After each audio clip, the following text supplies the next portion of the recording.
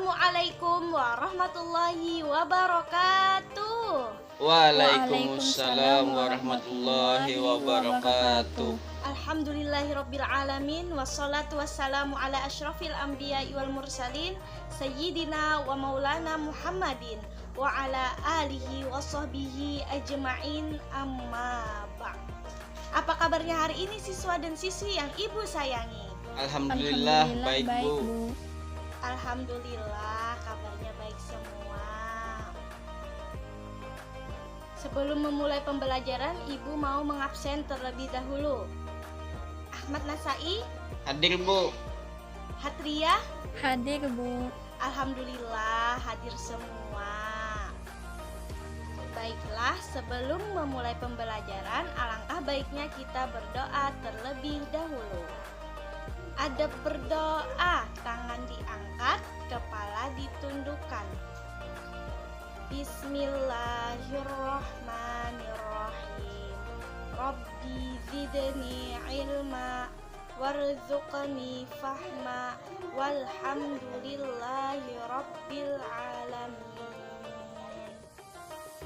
Alhamdulillah, semoga dengan pembacaan doa tadi, pembelajaran kita pada hari ini berkah dan dipermudah. Amin. Hari ini kita kembali belajar pada tema 6, subtema 1, muatan pelajaran PPKN, menyebutkan aturan di sekolah. Ibu mau tanya nih, kalian tahu nggak apa itu aturan? Aturan itu perbuatan yang harus dipatuhi Bu dan dilaksanakan Bu. Iya, pinter. Nah, jadi aturan adalah tindakan yang harus dipatuhi dan dilaksanakan. Kita harus mematuhi aturan dimanapun kita berada, termasuk saat kita berada di sekolah. Aturan di sekolah harus dipatuhi oleh semua warga sekolah. Contoh aturan yang ada di sekolah. Coba lihat gambar yang pertama. Sedang apa mereka? Belajar dengan baik Bu. Ayo, apa lagi? Mengerjakan tugas dengan baik Bu. Iya, pinter. Coba lihat lagi gambar kedua, apa itu? Mengumpul tugas tepat waktu Bu. Iya, pinter. Betul. Coba lihat lagi gambar yang ketiga, apa itu? Tepat waktu Bu. Pinter. Sekarang gambar keempat itu mengikuti pelajaran dengan tertib. Terus gambar yang kelima apa itu? Memperhatikan penjelasan Bu. Iya, pinter. Terus yang gambar terakhir, gambar keenam apa itu?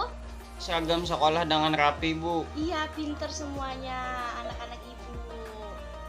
Sekarang menjelaskan akibat tidak mematuhi aturan di sekolah.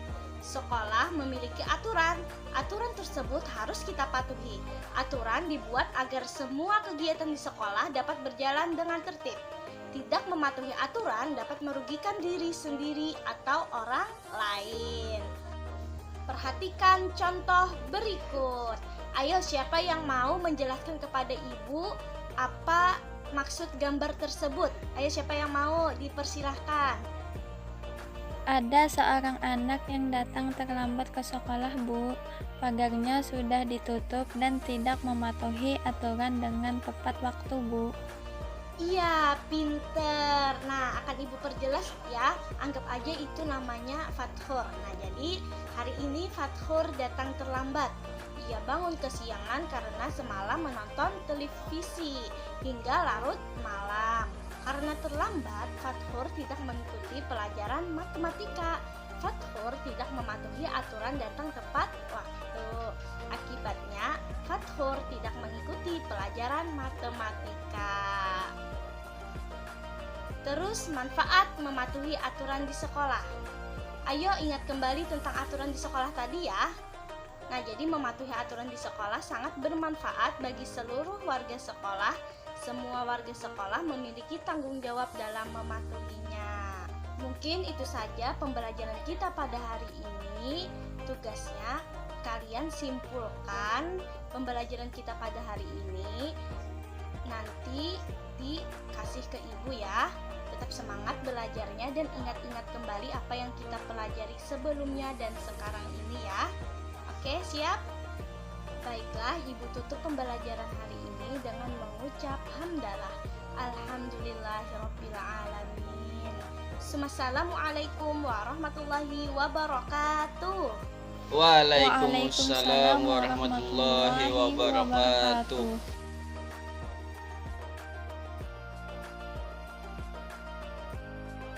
Pengertian inquiry learning. Inquiry learning adalah kegiatan pembelajaran yang memfasilitasi peserta didik untuk mengajukan pertanyaan, melakukan penyelidikan atau pencarian, eksperimen, hingga penelitian secara mandiri untuk mendapatkan pengetahuan yang mereka butuhkan. Dalam model ini, peserta didik diarahkan agar dapat mencari tahu sendiri materi yang disajikan dalam pembelajaran dengan cara mengajukan pertanyaan dan investigasi mandiri. Langkah-langkah dalam inquiry learning. Yang pertama, orientasi. Langkah orientasi adalah langkah untuk membina suasana atau iklim pembelajaran yang responsif. Pada langkah ini, guru mengkondisikan agar siswa siap melaksanakan proses pembelajaran. Yang kedua, merumuskan masalah. Merumuskan masalah merupakan langkah membawa siswa pada suatu persoalan yang mengandung teka-teki. Yang ketiga, merumuskan hipotesis. Hipotesis adalah jawaban sementara dari suatu permasalahan yang sedang dikaji. Sebagai jawaban sementara, hipotesis perlu diuji kebenarannya. Yang keempat, mengumpulkan data.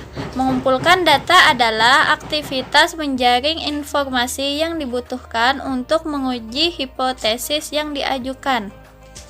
Yang kelima, menguji hipotesis.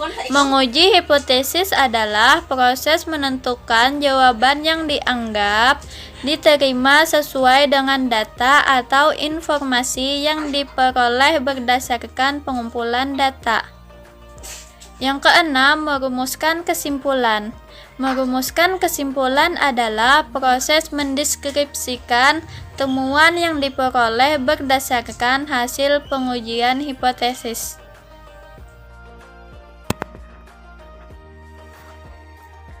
Tujuan dan manfaat strategi inquiry adalah inquiry berorientasi pada siswa yang bertujuan untuk mengembangkan kemampuan berpikir secara sistematis, logis, dan kritis, atau mengembangkan kemampuan intelektual tak hanya dituntut agar menguasai materi pelajaran. Akan tetapi, bagaimana mereka dapat menggunakan potensi yang dimilikinya secara optimal.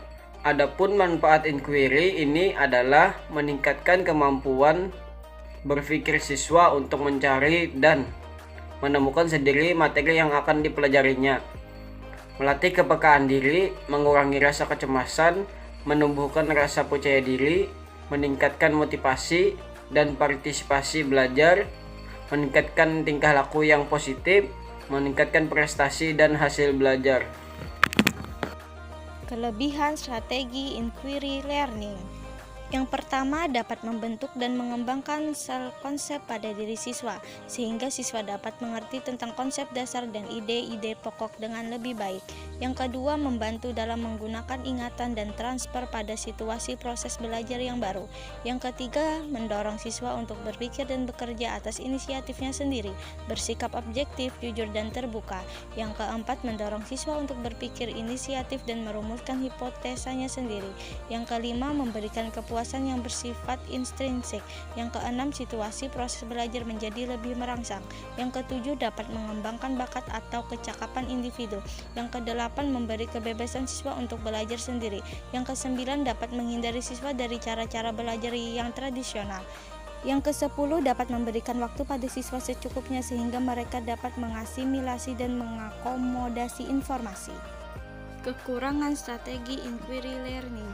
Yang pertama, kesulitan pengontrolan kegiatan dan keberhasilan peserta didik. Yang kedua, sulit dilaksanakan karena terbentur kebiasaan peserta didik dalam belajar.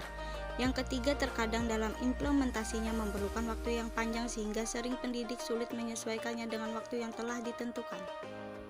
Yang terakhir, yang keempat, selama kriteria keberhasilan belajar ditentukan oleh kemampuan peserta menguasai materi pelajaran, maka model pembelajaran ini akan sulit diimplementasikan oleh setiap pendidik.